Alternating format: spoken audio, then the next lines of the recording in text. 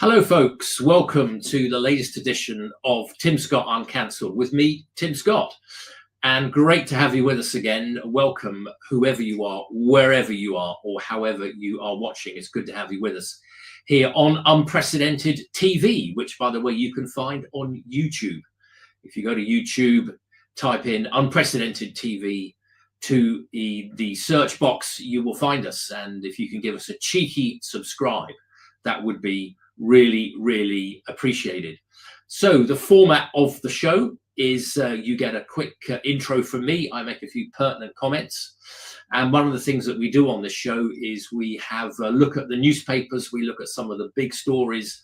We go out and we get the newspapers so you don't have to. And we go through selected stories. We've got 5 or 6 great newspaper stories for you today. We always try and end with a slightly humorous or a light-hearted one.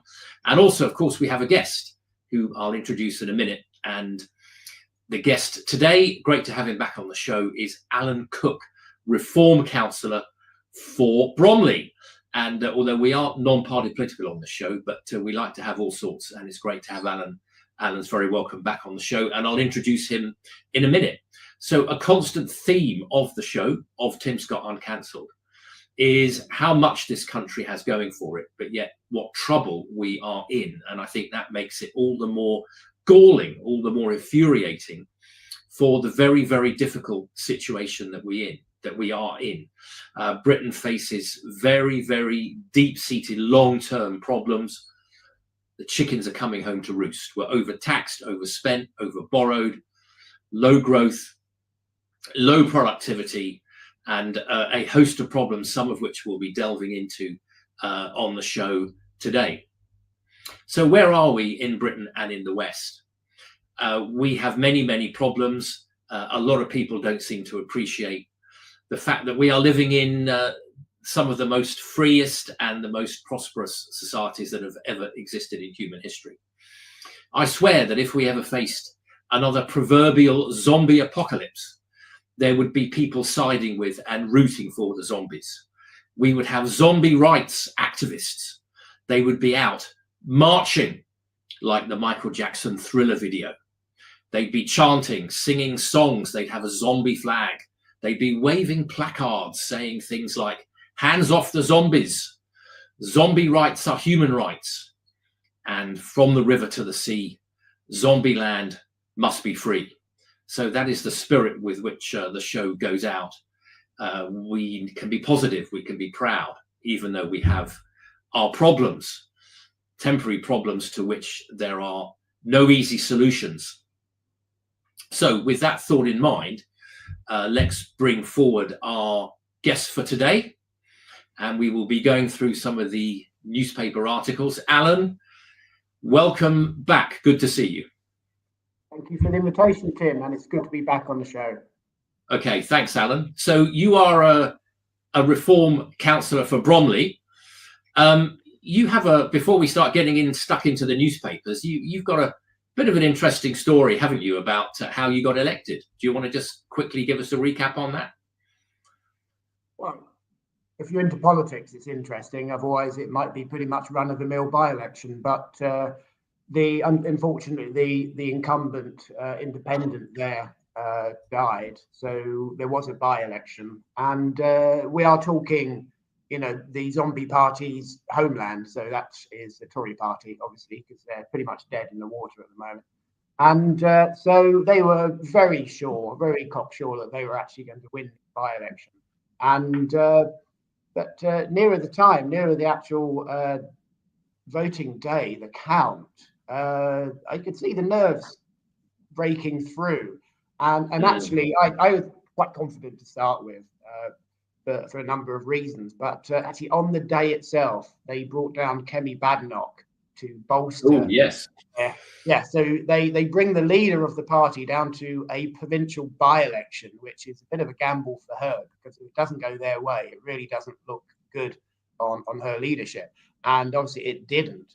But it wasn't until about 15-20 minutes before the results of the count that the Tories actually realised that they were going to lose this. And it's not just losing that one by-election, it's where it is what it means for the next full council elections for the whole of basically Greater London. So the borough of Bromley has 22 wards and 58 councillors, and they are, as they should be, very worried that they may actually lose control of Bromley Council. So this is the thin edge of the wedge going in there, and so we've given the old Tory voters and the centre-left voters of Bromley a choice now, an option, but outside of the old legacy parties, something fresh, something new, something actually puts their interests before that of the sort of National Party and the sort of global socialism, which is what we've had thrust upon us for the last sort of 20, 30 years now.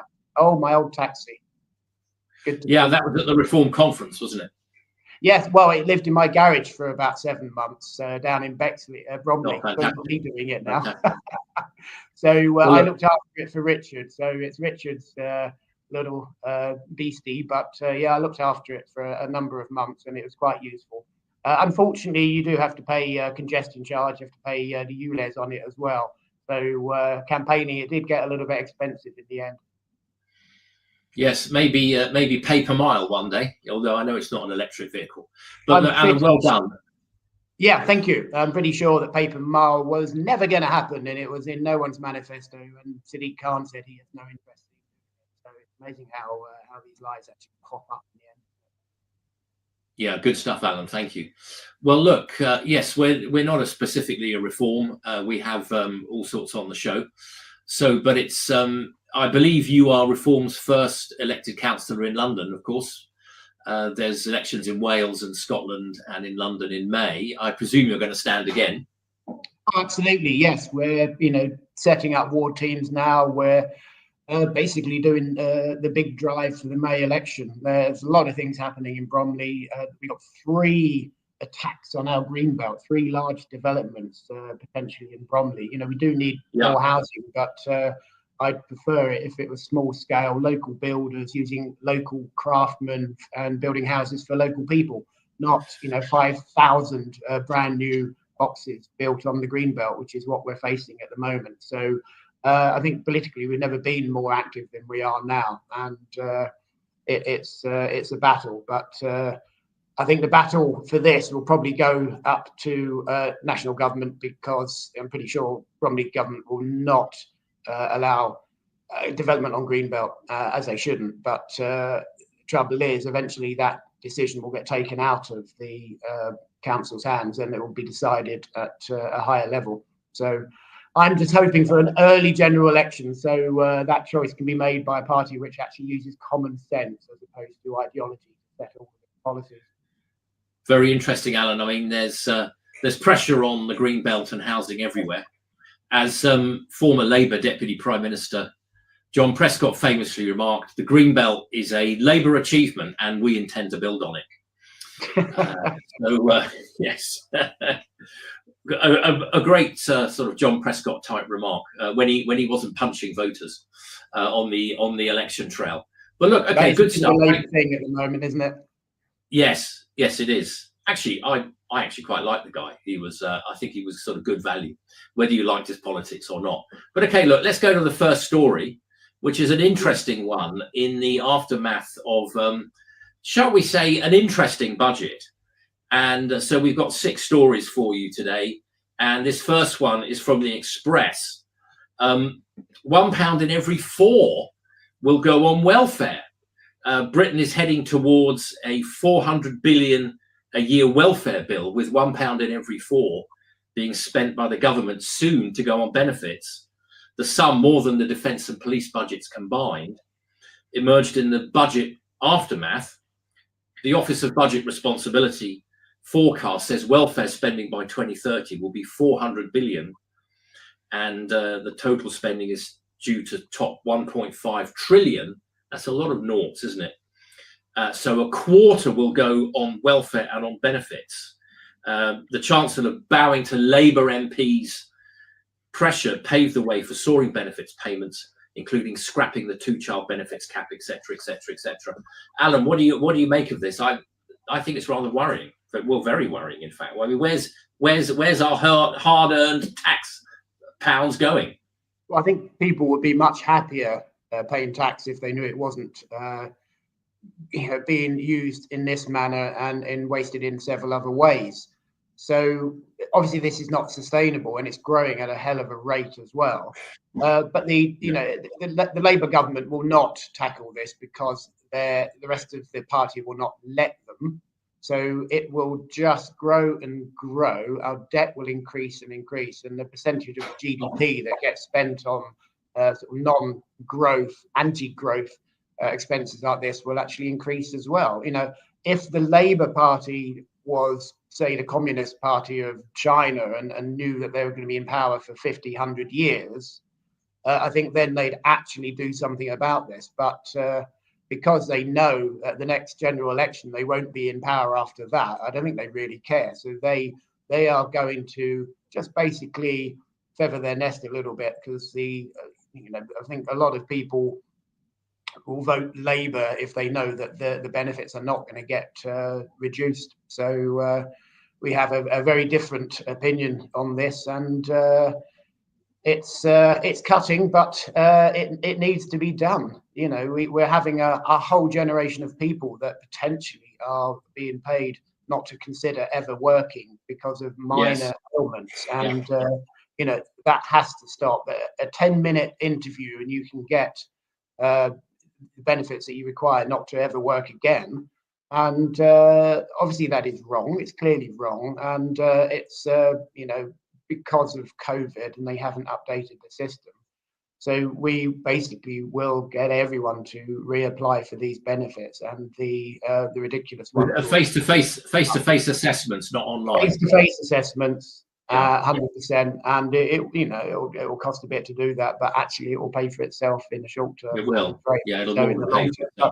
But it's a common sense policy. It has to be done, and these sort of headlines do highlight that the budget was a welfare budget, and yes, a budget for Benefit Street. Absolutely, yes, Benefit Street. Something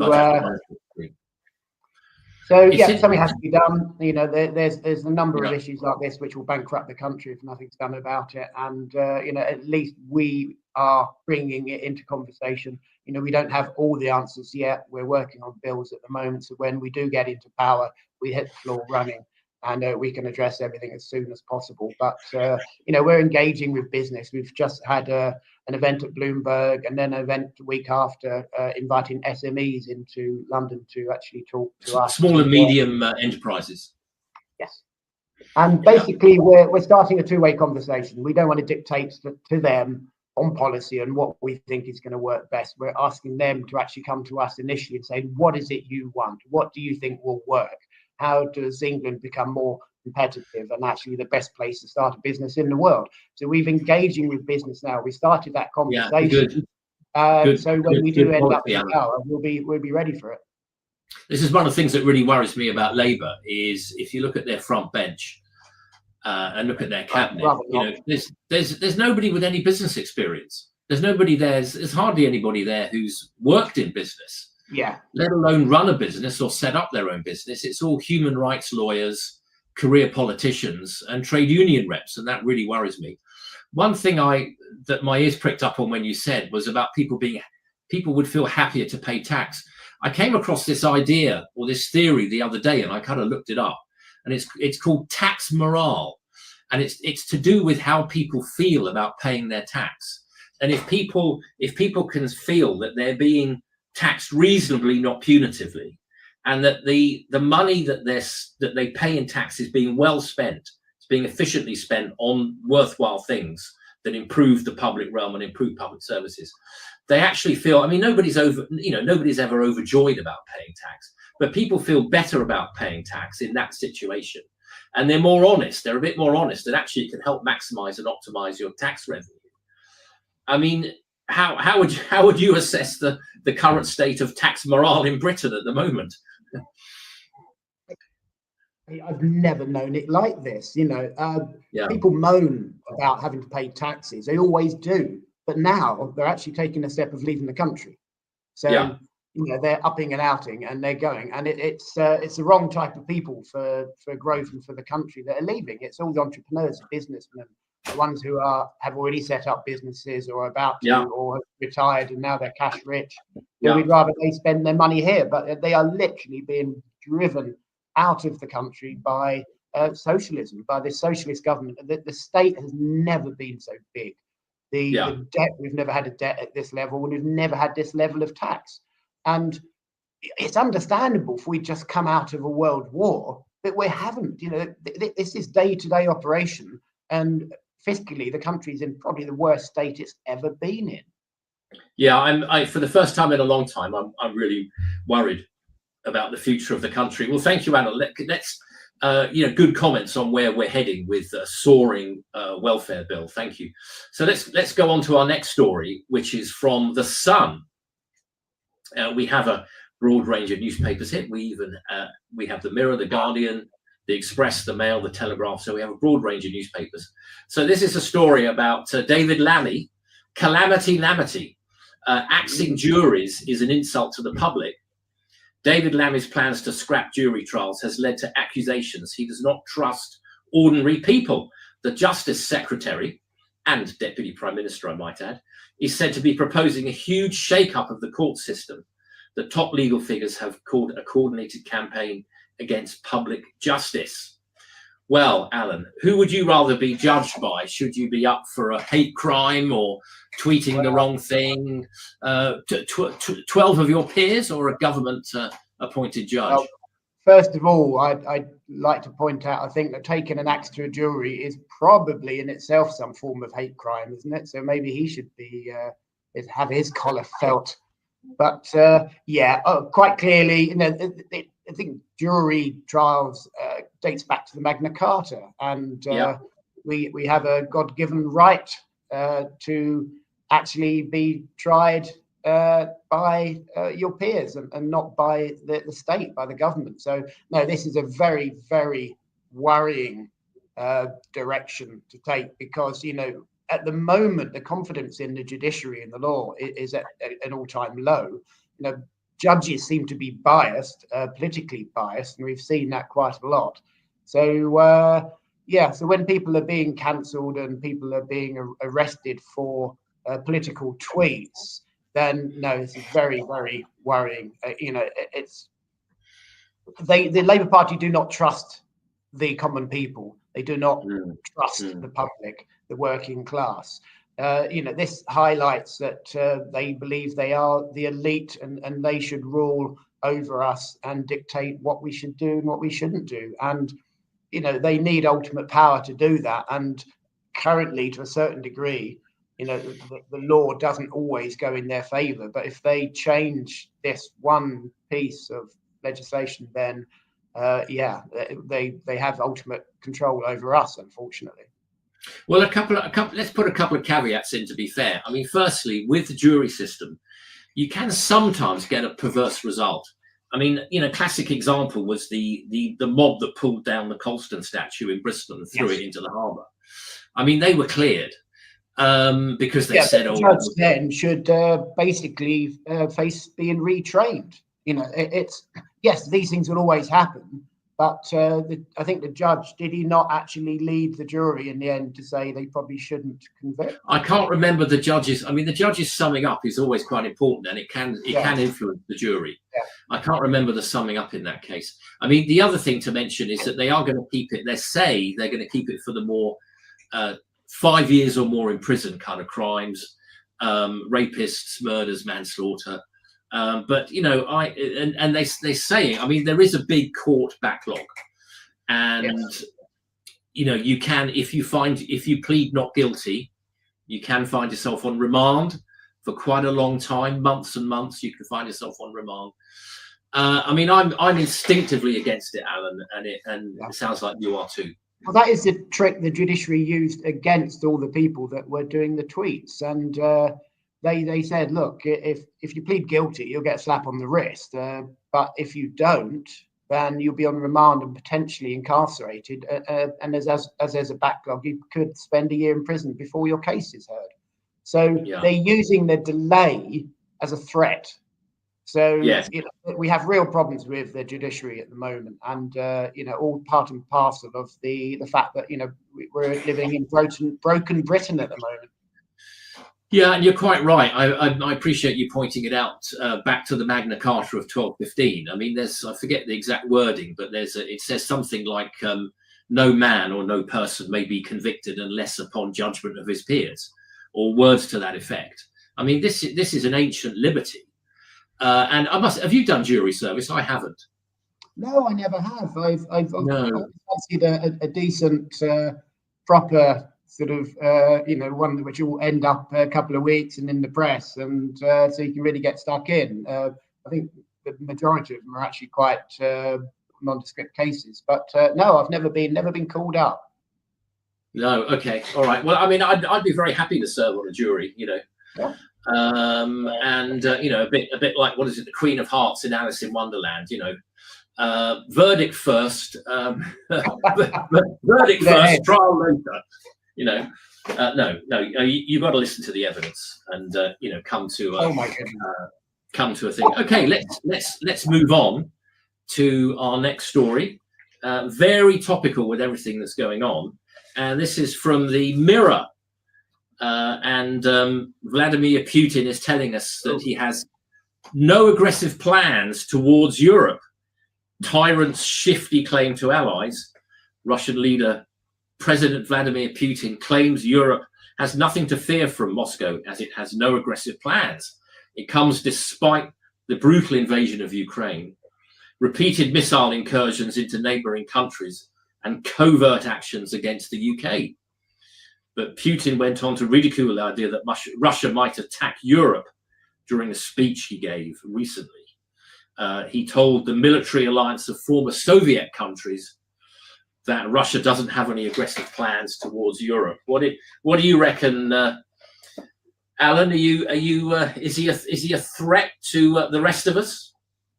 Well, he's a destabilizing threat, isn't he? Whether he's a threat for direct war, no, I very much doubt it. I think we're playing war games at the moment. It's people are trying to get each other to escalate a little bit. Well, they're trying to, provoke us into escalation. Yeah, they're doing what they've always done. They put their boats up to the border. They track where our oil, gas, and communications networks are on the seabed. They little incursions in the air by plane, and it's par for the course. I think it probably hits the press a little bit more now because there is a war in Europe and in his invasion of Ukraine. So I think it's a little bit more relevant then. I think at the moment the news and the news feeds are a little bit different to they were 5-10 years ago. At the moment, if a councillor, local government councillor, swears on a Zoom call, it's national news. When in the past was the media ever interested in local government to that sort of level? So and a little bit with Putin, I think, we still have the MAD situation, the mutually assured destruction. So if there was a war between any of the superpowers, it's pretty much the end of the earth as we know it. So I really can't see that happening anytime soon. So the war is going to be back to the old Cold War days where, we are talking about let's attack each other's economies. So they may, cut one of our communications cables. They may hack our banks. A number of the Greater London councils were hacked 2 days ago. So yeah. It's going to be cyber war, I think, more than a nuclear war going forward for now. Yeah, I think, I don't feel from Britain's point of view, yes, we do need to up our defence spending. We took far too much of a so-called peace dividend after the end of the Cold War. I'm ex-army myself, so I have a bit of an affection there, I suppose. But I need to spend more. Also, we need to look after our servicemen.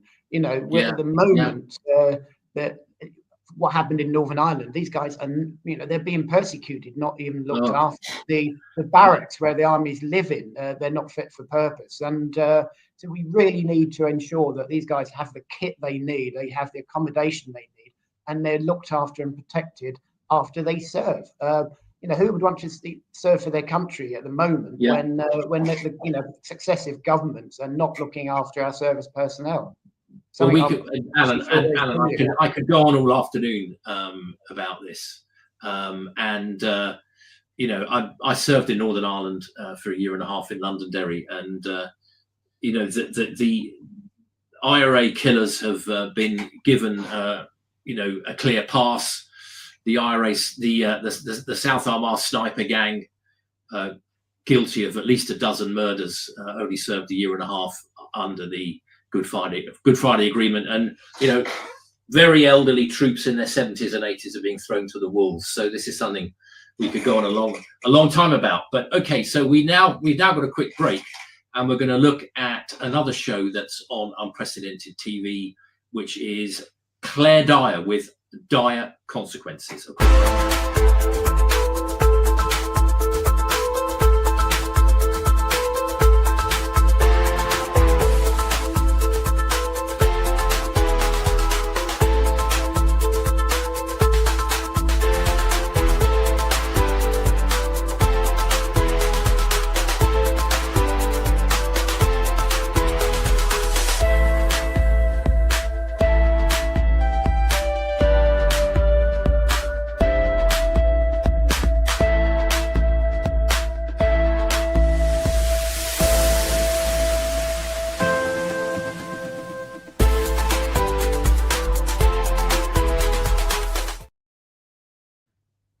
Yeah, thank you, studio, and welcome back to Tim Scott Uncancelled, with me, Tim Scott, and with our guest Alan Cook.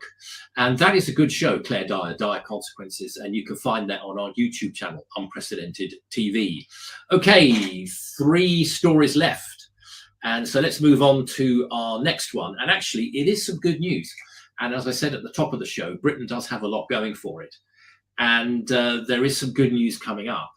And it's been reported that in The Guardian that 2 US firms are going to significantly expand their UK operations.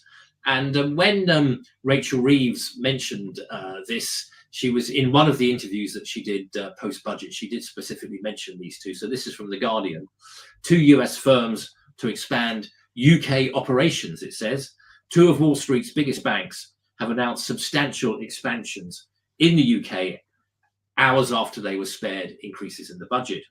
JP Morgan yesterday revealed plans to build a 3 million square foot tower in Canary Wharf. Is that a brand new tower, or are they taking over an existing one? Sounds like a new one, which will serve as its new UK headquarters, probably European headquarters as well, I would think, and house more than half of its 23,000 UK staff, and it's understood that will cost $3 billion. And its US rival Goldman Sachs said it would expand its Birmingham office and hire 500 more staff in a move that would more than double its workforce in Birmingham. So some good news, Alan. And I think, you know, as I keep saying on the show, Britain does have a lot going for it. We have a great financial sector. Is this good news? I mean, it's just a shame that there's the rest of the economy doesn't seem to be doing so well. Well, this is good news, but just imagine how much better it should and could be. You know, if the country's properly managed, news like this should be coming out every week. But what it does show, I believe, is confidence in the next government, because, you know, at the £3 billion tower block, it will take 6 years to build that. So they're actually looking beyond the current government, and I think they like what they're hearing from us, because it's pretty clear that we have a very good chance of actually forming the next government.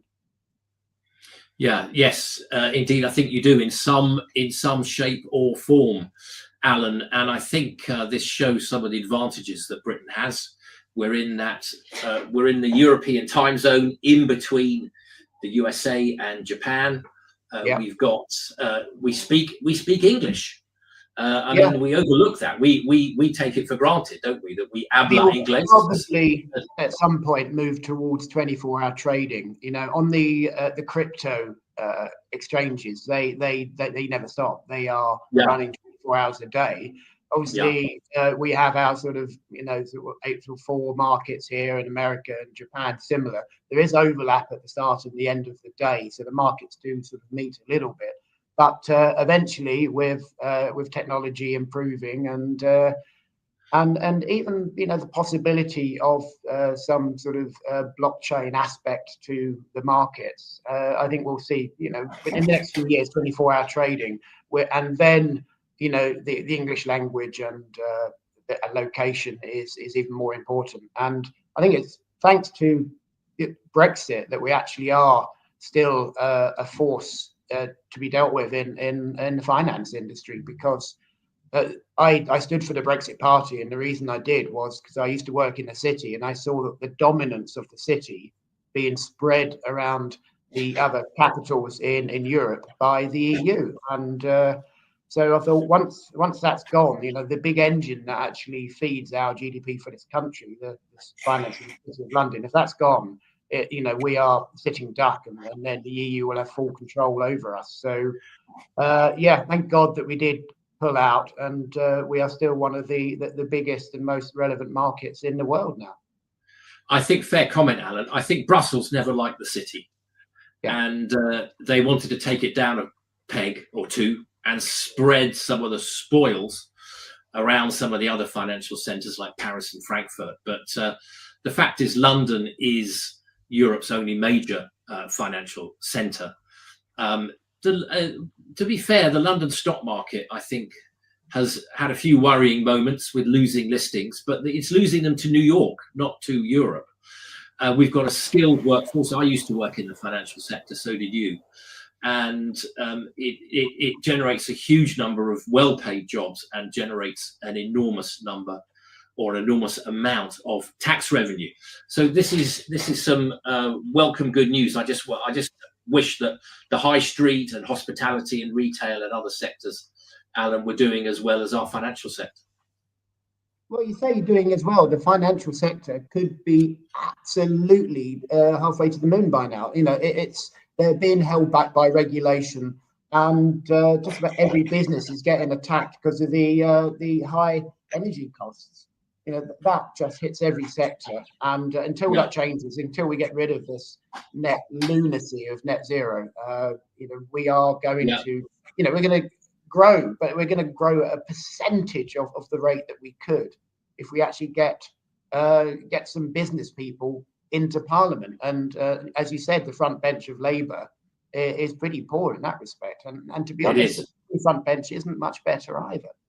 So no, you're right. Very obvious what we need to do. It's it's a turn now for the country to actually decide on a better way forward. And I'm just hoping we'll have a general election, maybe 27 and not 29. Well, we've now got the freedom to, just to round this one off, we've now got the freedom to make up a lot of our regulations in the financial sector, in AI, in life sciences. I mean, something that sort of slipped under the radar recently was the bank guarantee that is given by the government if your bank goes bust. If you've got loads of money, always a good reason not to just keep it all in one bank, should you be so fortunate. Now, the bank guarantee, like the VAT limit for registration, was 85,000. That's because it was based on 100,000 euros. And that amount, both for VAT and the bank guarantee, when we were in the EU, it was decided in Brussels. The government recently upped the bank guarantee to £120,000 per deposit. So it's a relatively minor benefit, hopefully never needed. We don't want our banks to go bust. But it just shows you that the powers are there if only we will use them. Okay, time marches on, 2 stories left. We next come, Alan, to our favourite broadcaster, the BBC. This is from the Telegraph. Non-payers will force cost of a TV licence up to £200. The cost of a BBC licence fee will surge to almost £200 after the next election, as a further 1 million households stop paying the levy. Official forecasts from the Office of Budget Responsibility, them again, show the licence fee will rise to just under £200 by the end of the decade, as it continues in line with inflation. Meanwhile, the number of licence fee payers continues to fall. What do you think, Alan? Are you a fan of the BBC? No, I don't watch it anymore. I just find it infuriating, and the sinister. What do they call their news programs now? It's BBC Verified, and it's just beyond it. It's 60 staff apparently. The bias is still there, and it's obvious. It's upfront and in your face. And nothing's going to change because they don't see it, because they are a bubble. They only employ like-minded people. So it's always, self-assured that they're doing the right thing and what they're saying is true, because everyone around them actually believes it and all thinks in the same manner. So, it's very clear. The apologies which have come out from the Trump video editing weren't really apologies. It's more of a sorry, we're not sorry. Oh, we got caught. Never mind. We won't get caught next time. Yes, the Trump thing, that wasn't a mistake. That was deliberate, wasn't it? I mean, to coin a phrase, and it's not the first time either. Fake news, wasn't it? Yeah, absolutely. So no, I think the BBC in its current form has to go. With the Labour government, it will stay as it is. I think because it's a large employer, there's a lot of people's lives and jobs at stake here. You can't just pull and end the licence fee. This is my personal view. I think what we ought to do is to let them know that the licence fee will reduce by, say, 20% every year from now on.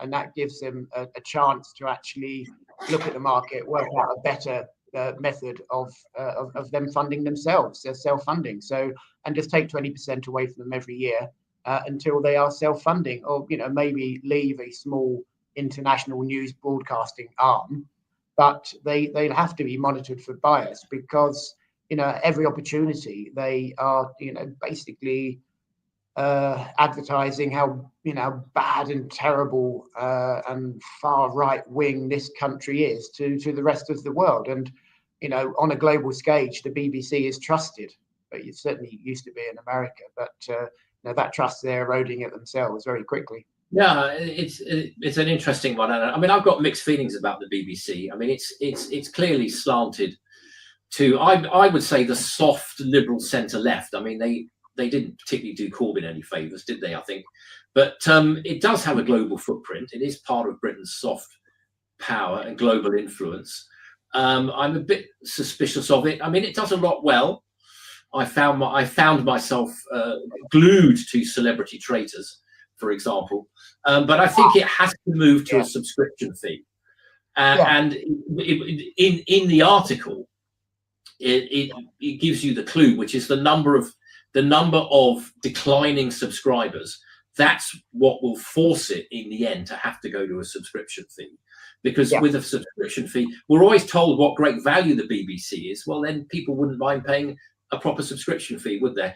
And you wouldn't have to have Capita sort of sending you threatening letters if you don't, if they've got no record of you paying your fee.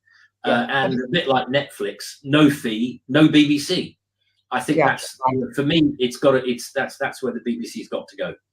But it's not just political bias. They've been thrusting gender ideology onto everyone, and they're sexualizing pretty much every children's TV show.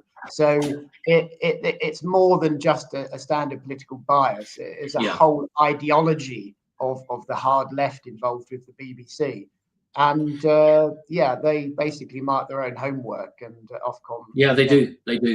And so, the complaints against the BBC are investigated by checks notes, the BBC. And I think on specific issues, they're anti-Brexit, anti-Israel. We could go on.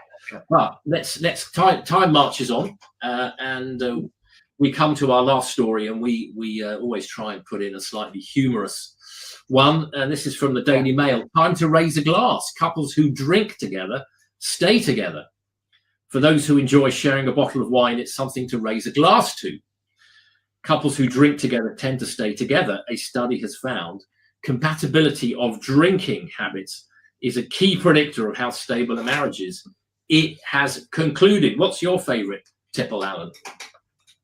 I like them all, but I'm happy to have a nice ale or a beer or a Guinness if I'm out with the boys, and a nice dry white if I'm in with my lady friend. And if I'm, a robust red, if we're having, a big chunk of meat. So, and if I'm bored of wine, I always go towards a cocktail. So, I'm quite an eclectic taste on alcohol. So, but we both like a drink. So I think our relationship after 29 years is going strong, as are our livers, luckily. So yes. Oh, okay. 29 years. That's a good. Yeah. We were married. What are we now? 30 and a bit. 30 and a bit years. Okay, you're doing good. You're doing great. Yeah. And Friday night, do you open a bottle of wine together on Friday night or any other night? Oh, most nights of the week. If I'm eating, why wait till Friday? I want an aperitif. I want a drink to go with the meal, and a meal is not a meal if you don't have a drink. So, as far as I'm concerned, and the drink industry is under attack in this country. I often have been invited. I'm on a number of all-party parliamentary groups. You mentioned AI earlier on. I'm in the APPG for AI, but I get the odd invite to the APPG for beer, which is probably the best one. There is such a thing. Heavily sponsored by the beer industry. And, Nigel's got to be a member, hasn't he? I don't know if he is actually. I'll have to check. But they're very actually of all the APPGs. It's probably more MPs go to the AGM of that one than any of the others. But to get all the others put together, probably. So but we do have a big drink industry in this country, so we should support it. We should support our local pubs.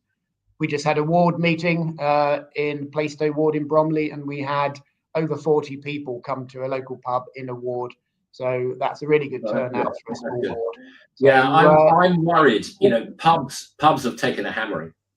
Yes, they really have. I don't know how some of these, particularly with the COVID shutdowns, the lockdowns. Alan, I don't know how some of these pubs are still going.